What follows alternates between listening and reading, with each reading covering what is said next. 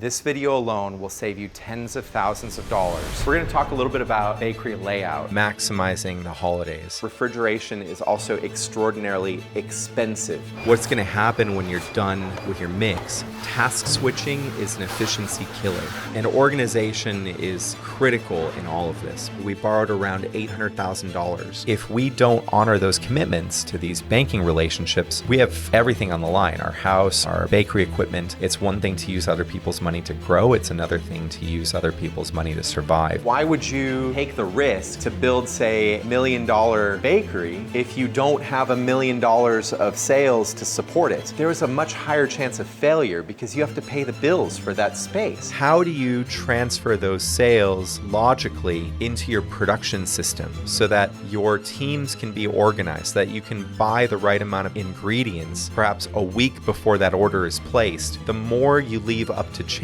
the harder it is to ever really get it right. I wish that it was only flour that I had to deal with. We store 280 different SKUs of items. Cleaner supply that we need for washing the floor. Maybe it's barrels of olives. As you scale, you need space to accommodate every single thing that you buy on a recurring basis. There's nothing worse than going through an entire build-out process, spending every last dollar that you have, or worse, that you borrowed in order to build out, only to learn that there's this extra $20,000 you have to spend here, or this extra $10,000 that you have to spend there. What I'm trying to do is point out the things that tripped me up in building my bakeries in hopes of saving you the headache of learning these things in the midst of construction and the actual money that you could save by knowing this up front. There's disruptions in business. There's things that will knock you out. If you're building a business that's completely dependent on you,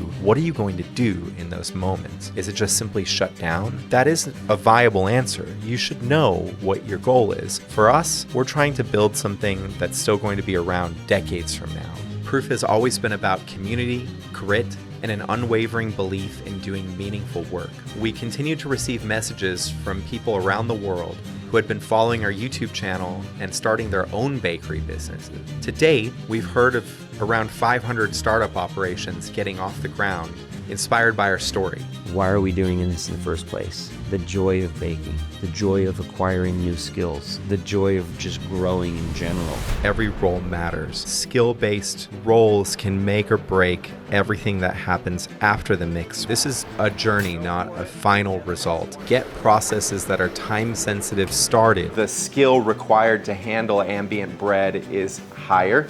Ornamental scoring is going to be next to impossible. Your role in running your business is to keep things in balance. Never putting yourself in a position where one account has so much of your operational bandwidth attached to it. The problem is, proofers cost a lot of money for a very little amount of space, $35,000. Valentine's Day this year was on a Friday, turned out to be our 6th best ever day. In 1 week, we do more than we did in the entire year 2017. Try to combine your data sources and build good reporting for yourself. Have the right people in the right seats. If you don't, make sure you're not just offering blind grace and expecting different results. We'll train our physical skills. We'll train other things. Mental skills are no different. We just have to practice it.